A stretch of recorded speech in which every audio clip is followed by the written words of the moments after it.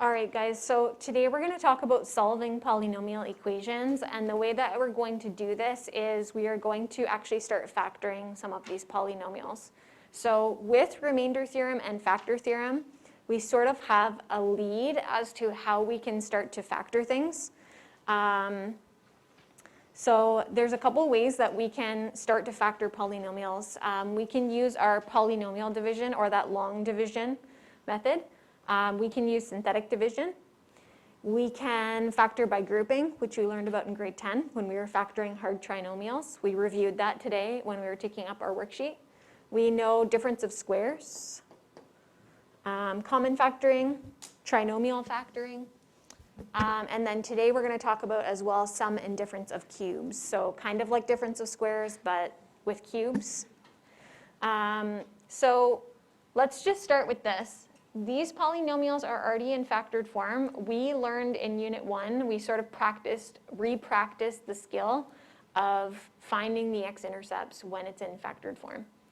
And if there's still headphones or cell phones out, let's just store those away, please. So what are the x-intercepts of example 1a here? What would we say?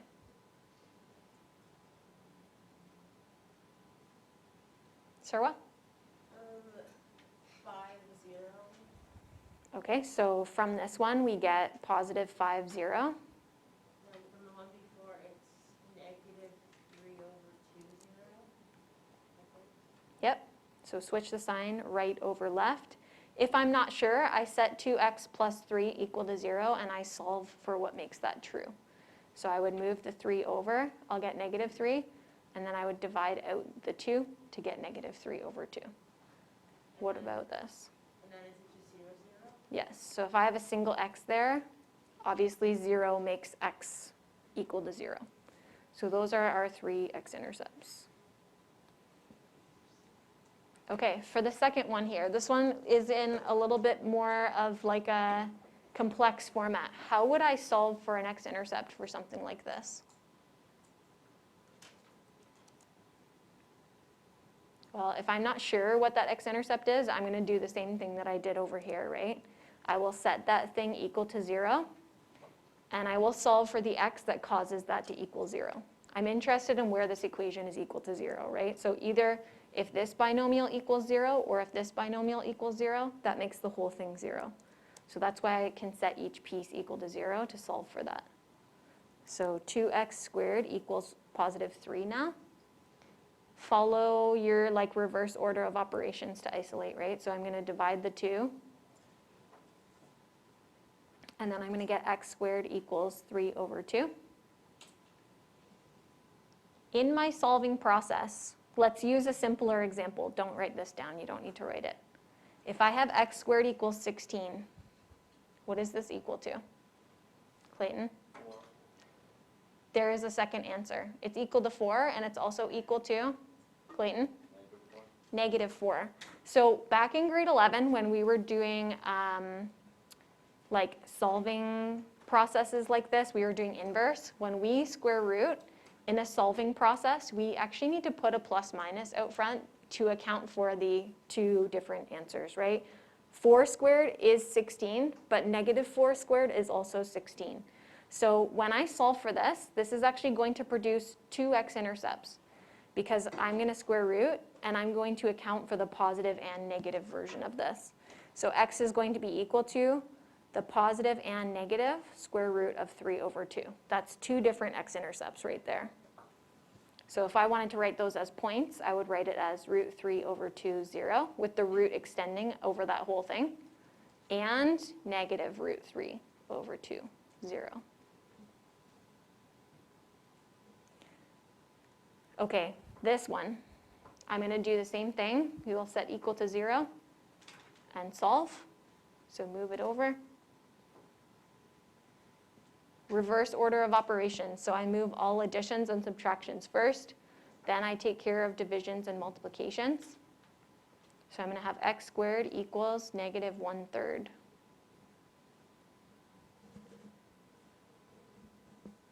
Are we starting to see an issue here? Kenzie, what's the issue? Yeah, can't square root a negative. So if I try to square root both sides, I have a negative here. Nothing squared is ever going to equal -3, is it? Zach? Why are we square rooting this? Well, if I want to solve for x, I have to get rid of the squared. So I have to square root it. We're isolating for x, right? Right. Okay, so if I try to square root here, this is not possible. And the reason for that is that this binomial that we have here, this 3x squared plus 1, is never going to equal 0. There's nothing I can square to make this whole term negative, because anything I square will become positive. So there's no solution for this one. No x-intercepts come from this binomial.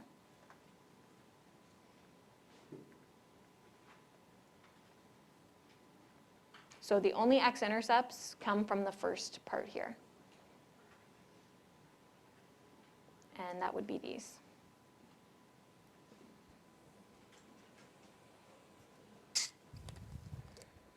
Okay, so no square rooting negatives. If you see something squared plus something, x squared plus something, you're not going to get an x-intercept from that. If it's like x squared plus a constant or 2x squared plus a constant, like that's never going to equal 0.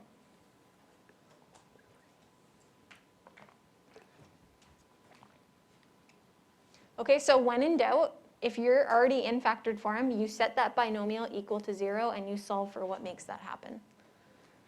Okay, so that's what we were doing here. Set each piece equal to 0, isolate, and solve for what makes that true.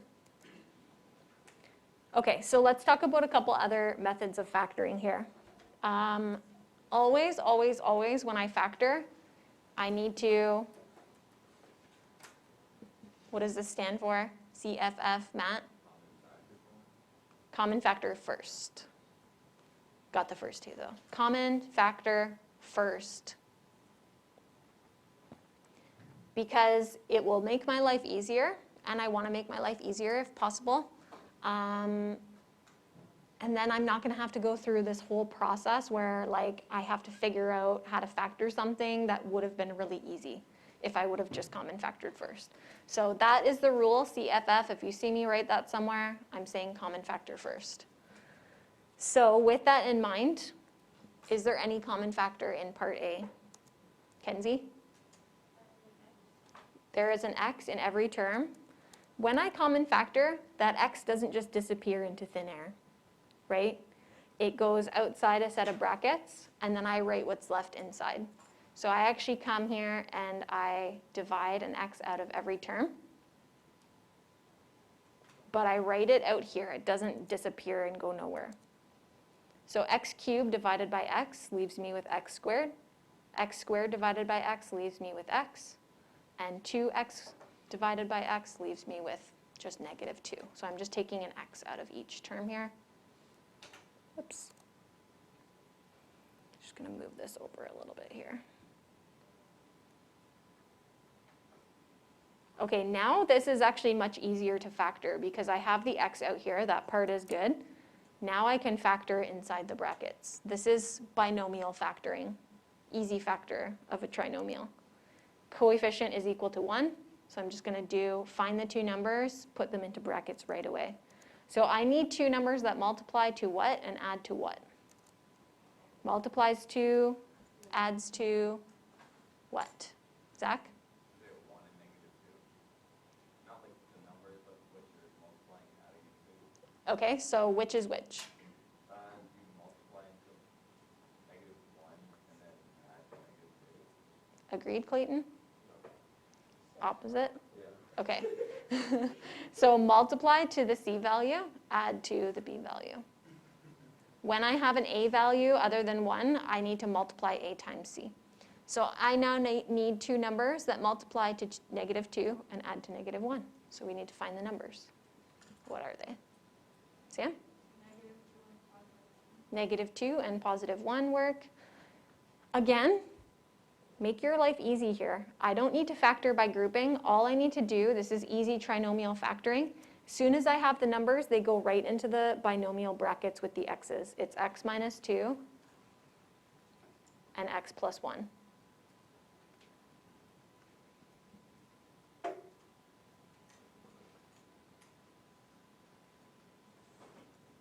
Okay, so I'm asked to write the solutions here. The solutions of this being set equal to 0, that means I'm looking for the x-intercepts, right? What are the x-intercepts represented by each piece here? We should sort of already have this skill down from Unit 1, right? Matt, what are they? -2 and -1. Okay, there's one more. Keaton? 0, 0. And that comes from the single x that's out front. Okay, we also know that these are all order 1s, right? Because the exponents on these are all 1, 1, 1.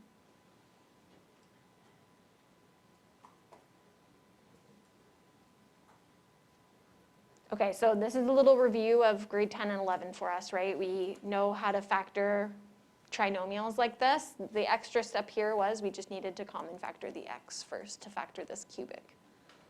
Okay, so second one, common factor first. Do we have any common factors? Did you have a question, comment? Okay, any common factors? No? And then do you know how to go forward from here? What would you do? Okay, so this is actually a good candidate for factoring by grouping. We're not used to factoring by grouping for cubics. We have factored by grouping to factor like hard trinomials, but it's the same process. So if I choose two groups, usually I'll just choose the first two terms and the second two terms. And then I common factor separately from each. So same process as what we had done in grade 10, but we're just working with a cubic now. So out of 3x cubed plus x squared, what's the most I can take out from both of those terms? Matt? I can take out an x squared. What goes into the bracket now? What remains after I take that out, or after I divide it out? Ian? 3x plus 1. So I'm just taking each of these and I'm dividing them by x squared, right? Okay, common factor from the second group, negative 12x minus 4. What can I take out from both terms? Nick? Negative 4. You write what's left in the bracket. 3x, so negative 12x divided by negative 4, positive 3x. Negative 4 divided by negative 4, positive 1. Okay, so you choose the first two terms and the second two terms as your groups, common factor from each group. Not every cubic will be factorable by grouping. I know that I can common factor if the brackets are the same after I've done this first step. So if I choose my groups and I get two brackets that are the same after I've common factored, I can continue. If I get two different brackets, and I look back and I double check my work and I did it all right, and I have two different brackets, I'm going to have to employ another method to be able to factor, because that means that I can't do the grouping method. So these must be the same for me to continue. So how do I continue then? That would be my next question. How do I keep going here? Clayton, what would you do? Okay, so we remove this from each term, and then what's left in the second bracket, Clayton? X squared minus 4. Okay, perfect. So same as what we did with our hard trinomials back in grade 10 and 11. There's one more thing I can continue with here. Does anyone see it? Bella?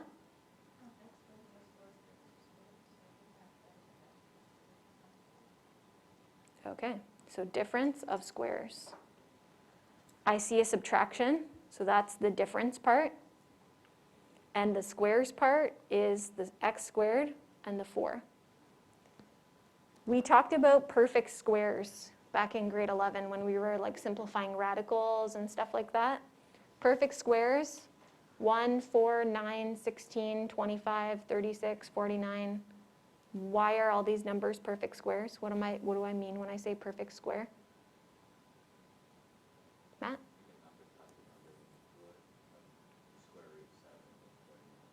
Right, so if I square 7, I get 49. 49 is a perfect square because I can square root it. Zach, pull up your mask there. 49 is a perfect square because when I square root it, I get a whole number. So that's what I'm looking for the second term here. Okay, so this will factor into two brackets that are the same, except one will be the plus version of that and one will be the minus version of that. So you're going to square root the first term, that goes into the first space. Square root the second term, that goes into the second space. That's the quick way to factor something like this. Is this in fully factored form now? Everything's common factored, everything is factored that's possible?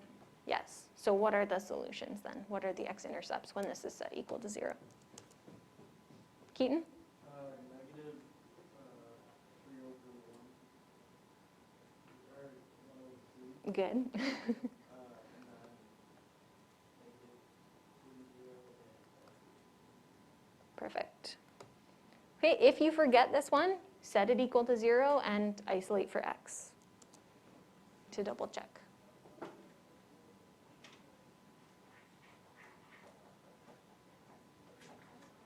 Sure.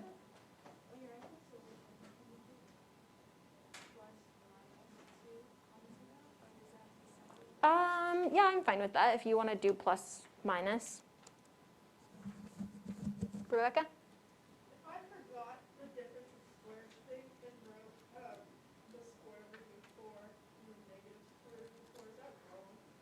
Well, we know square root of 4 is 2, right? So you would have to solve that further.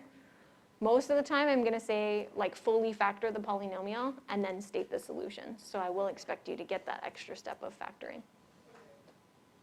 But if I just ask you, what are the x-intercepts, and you can still find them, that could be a possible way. But most of the time, I'm going to say fully factor, then state solutions. Okay, this is a new one as well. We don't know how to factor quartics. A quartic, in this nice little format that we see here, it's an even function, okay? We see it in sort of like a trinomial format. It's an x to the 4, and then an x squared, and then a constant. I can actually factor these things very similar to how I would factor a normal quadratic that is a trinomial. Sarwa? Wait. I'm already, Okay. So if you see something like this, and it's an x to the 4 x squared constant,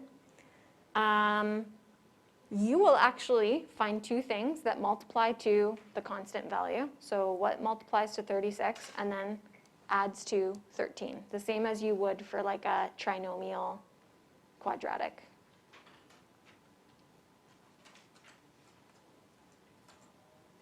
So what are two things that work? Ian? 6 and 7, but one of them has to be negative. So it has to multiply to 36 though. 6 and 7 multiply to 42. Okay. Nick? -9 and -4 fit, yeah. Good. Okay, here's the difference. If I was factoring a quadratic, I would put now into the brackets, easy factoring, right? I would put x minus 9, x minus 4. This is a quartic. Any guesses as to what I would put in the brackets? How does this change if this is a quartic? Sam, what do you think? Is it x squared minus 9? It is, yeah, because it's a quartic, instead of x minus 9, x minus 4, it's going to be x squared minus 9, x squared minus 4. Think about what's going to happen when I do x squared times x squared. I get back x to the 4, right? That's the goal, is that this still remains the same even when I expand it out. Okay, I think I see some more things that we can do here. Kenzie?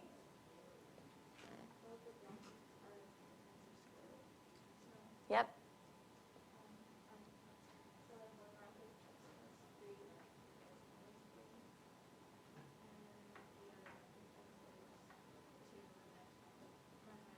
Yep, perfect. So these were both difference of squares. I see an x squared minus a perfect square. So we get two brackets from those that are the same, but one is a plus, one is a minus, right? And then we square root each term to fill in the gaps here. X squared minus 4 we already factored on the previous page. So what are all of the solutions here? List them off for me. Clayton, go ahead. 3, -3, and 2,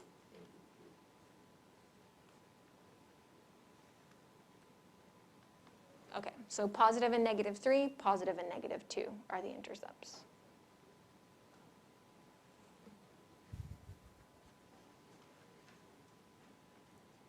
Okay, this is another special format that we can factor. And we will actually use this idea here. Okay, this is called a sum or difference of cubes.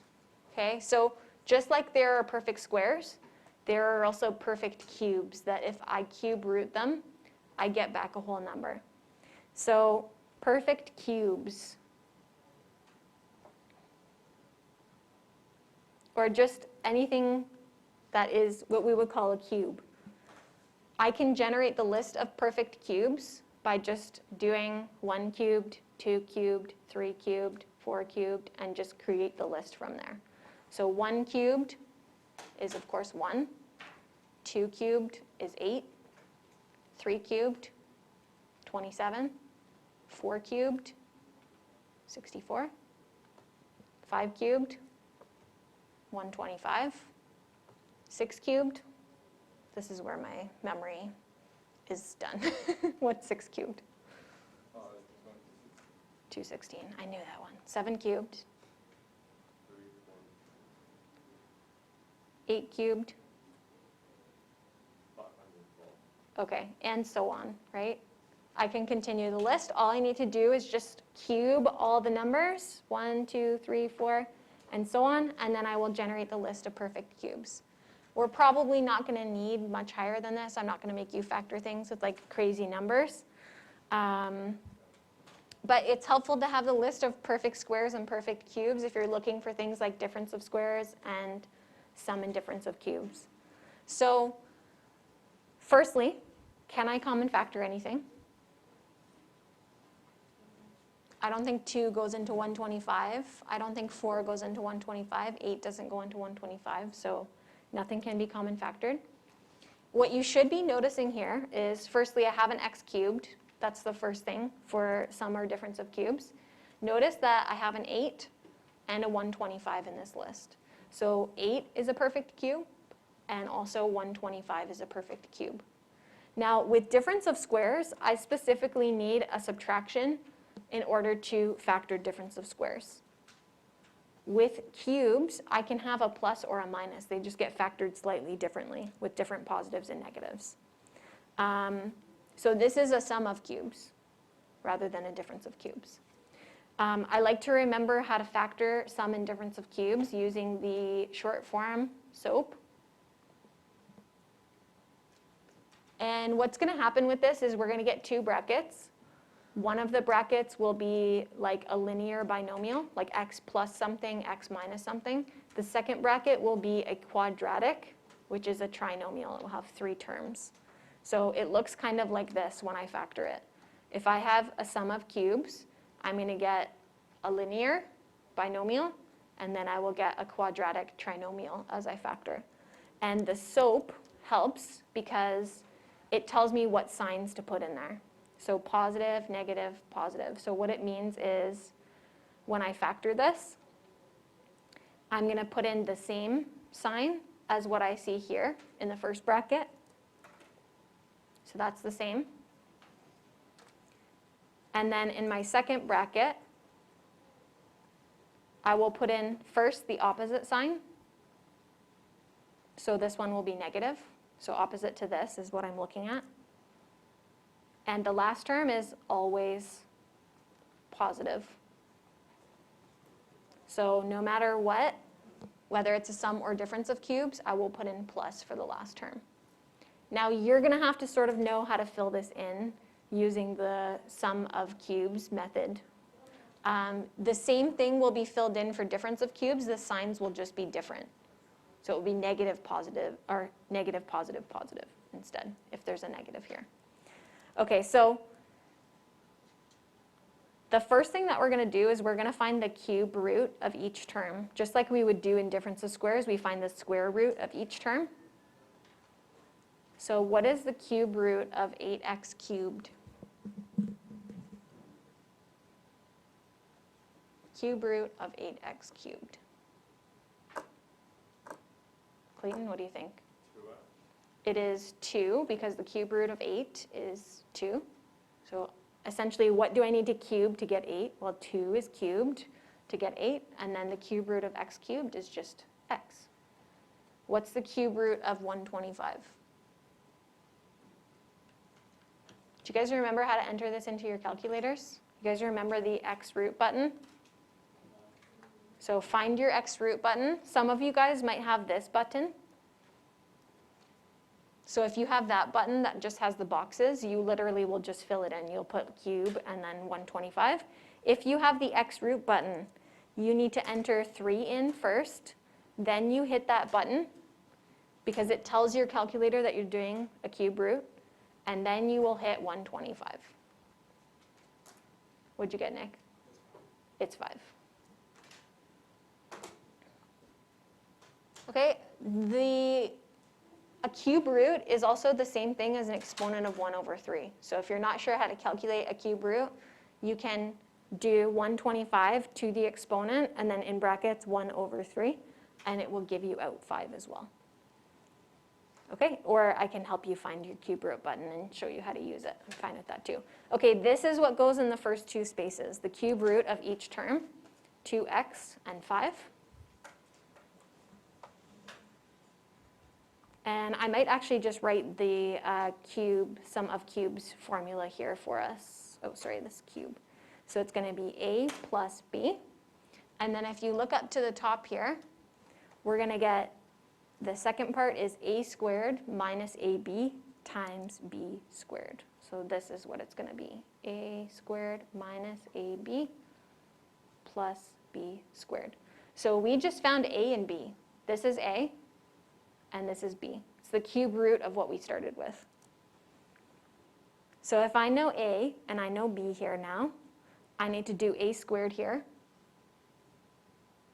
So what is 2x all squared?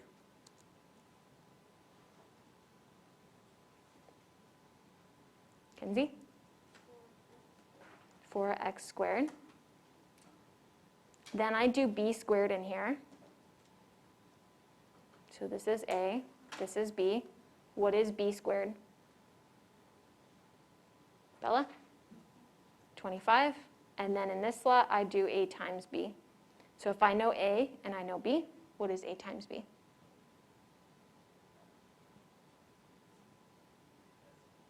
There is an x. There's also a 10, right? 2x times 5 is 10x. This is the fully factored form. This trinomial that you get in the second bracket here will never be factorable, and it does not produce any zeros. So if I have a sum or difference of cubes, there actually will only be one x-intercept ever, and it will come from the first binomial. Zach, question? Where did the 4 come from? So we have to square 2x. So when I do 2x times 2x, 2 times 2 is 4. And then x times x is x squared. Just make sure you square the coefficient and also the x. Okay, so this will never be factorable, and it will never produce any zeros.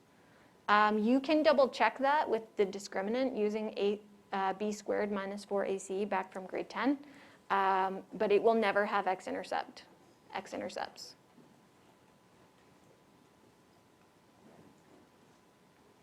This one has an x-intercept. What's the x-intercept from 2x plus 5?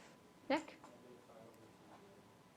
Okay, perfect. So this will have an x-intercept of negative 5 over 2, 0.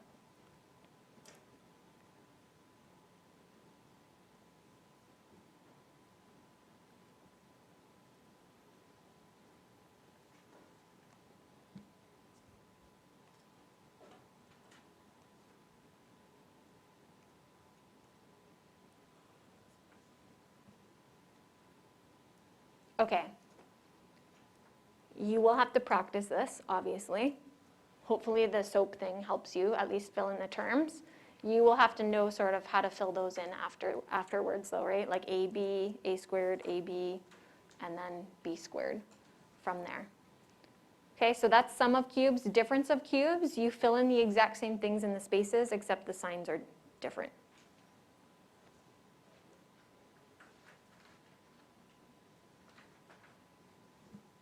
Any questions on that one before we move to our next theorem? The same sign as what's in the equation. Yeah, so this starts as the same, and then opposite as what's in the equation, and then this one will always be positive. Okay, this is our second last theorem, so we have 4 theorems in this unit, and the theorem is called integral zero theorem, and this is for polynomials with a leading coefficient of 1. We will talk about polynomials with leading coefficients not equal to 1 next time I see you. So basically this says, it sort of follows from remainder theorem and factor theorem. It says if x minus b is a factor of the polynomial, or x minus b is a factor of the polynomial if and only if we get a remainder of 0 when we plug in the b value. And then same thing here. So a plus b will be a factor if and only if p at b over a equals 0. And this is kind of an interesting little theorem because we can actually create a list that we can test possible values from using the constant. So we're going to start by creating a list of factors of the constant. And that's actually going to give us some possible factors of our polynomial. So factors of positive 24. What do I mean when I say we need to create a list of factors of 24? What does that mean for something to be a factor? Kenzie?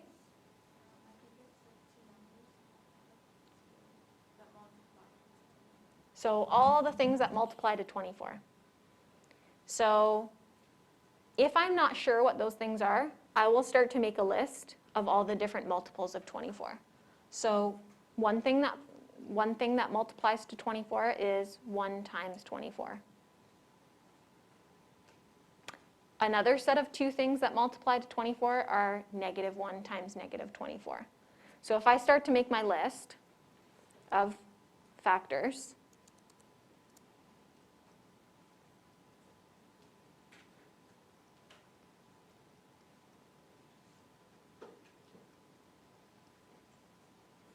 I'm going to start to write these as we go here. So I'm going to have positive and negative 1 could be possible factors. I'm going to put positive and negative 24 at the end of the list because that will be the highest that I can get. Other options, 2 times 12, negative 2 times negative 12. So I can have positive and negative 2. I can have positive and negative 12. What would be the next set that multiplies to 24? Nick? Okay, so I can have positive 3 and positive 8, or negative 3 times negative 8.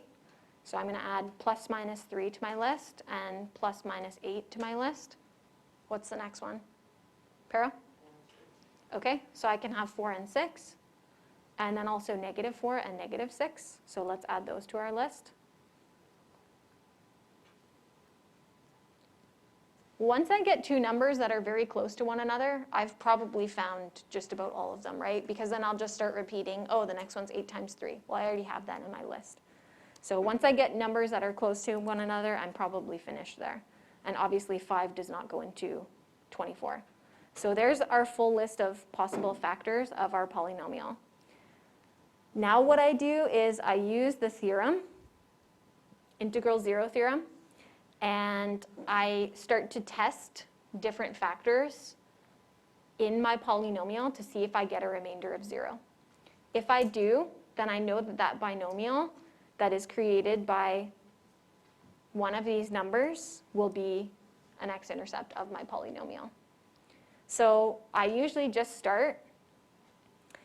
Sometimes you can sort of predict, like I already know if I plug in 1 here, I'm not getting 0.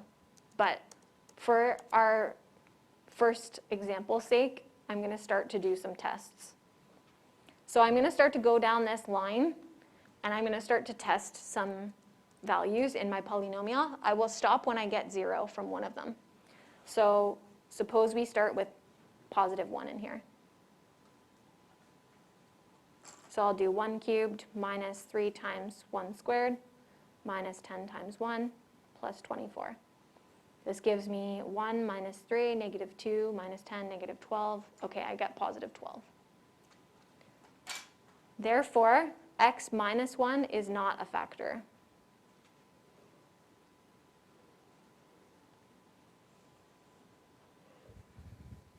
Okay, so remember guys, if I plugged in 1 into my polynomial, that's represented by the binomial x minus 1, right? We switch the sign. Now I'm going to try negative 1. Let's try another test. P at negative 1, next one down the line. So you have to do this for all of them? We will do it until we get one that is equal to 0. It usually does not take very long. Okay, so I'm getting negative 1 minus 3. That gives me negative 4 plus 10. That's 6 plus 26. That gives me 30. So therefore, I know x plus 1 is not a factor. You could probably do negative 1 and positive 1 in your head, right? Like, you're just plugging in 1s into there. That's probably not going to cancel out that positive 24. Let's try p at 2. You will usually get it within like 3 or 4. So like, do you have to write it out, or like, do we just do our own calculation? Yeah, if you want to just like say p at 2 and then equals, and then just type it in, that's fine. All right, what do we get for this one? 0. Do we? Yes. Perfect. Okay, so what is the factor then? Negative. So x minus 2 is the factor then. We stop there. Now that I've found that, I'm going to divide. So this is the first thing. I want to create a list of possible factors. Then I will do some tests to find a factor. Then I will divide. And this is not factorable by grouping. That's the only reason that I'm doing this, is because if I were to try factoring by grouping like we learned above, I'm not going to get 2 brackets that are the same after I common factor from each of those groups. You could try if you wanted to, but you'll get 2 different brackets. Clayton? On a test, do we have to like show each number? Like Surwa said, if you just want to say p at 1 equals this, p at negative 1 equals this, that's fine. You don't have to show it all being plugged in. I trust that you guys know how to plug in that value into your thing there. Okay, I prefer synthetic division. Personally, I'm pretty much always going to use synthetic division because the divisors for these will always be linear. So I'm going to put a 2 here because x minus 2 is the factor, right? So I actually use the value that I had plugged into the polynomial. And then you're going to write your coefficients of each of the x's above. So 1, negative 3, negative 10, 24. By the end of this unit, the hope is that you will be very quick at synthetic division. Okay, this process should be pretty fast because you're going to do it a lot.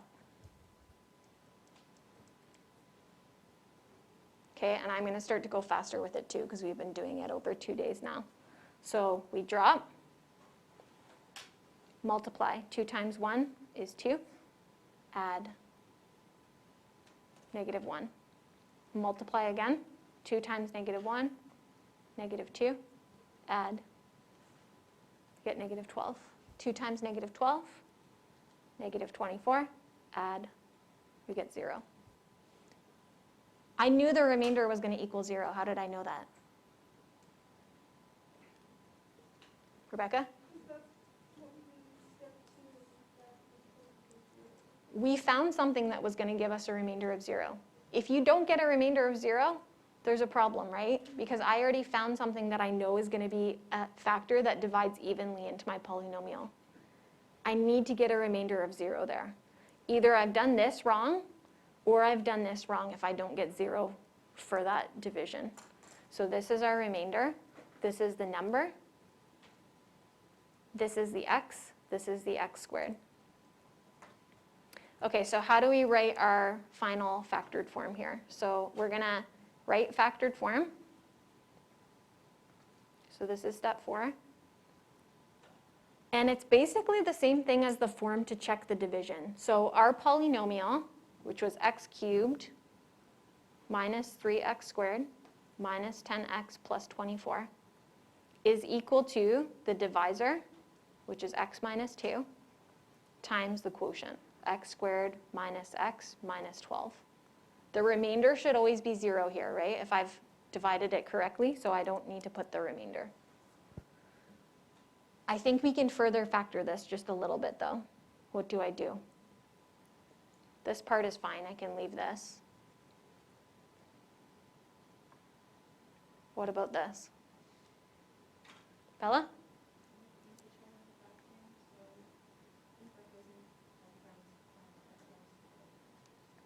Okay, so we need to find two things that multiply to C and add to A. That's negative 12 and negative 1. And Bella said that would be negative 4 and 3. I put those right in as binomials. I don't need to do grouping or anything like that. Don't make your life harder than it needs to be. So just write in x minus 4, x plus 3.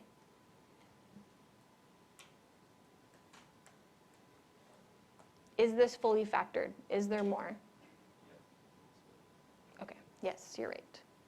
Does it ask us to state the solutions or just factor? Factor fully. Okay. But we know we could, if we wanted to, state the x-intercepts of this now. It's a process, for sure. Once we get into higher degrees, we have a little bit more work to do to factor certain polynomials. I want you guys to look out for things like easy trinomial factoring, when you can do it with like a quartic. Look out for your sum and difference of cubes now. Look out for difference of squares.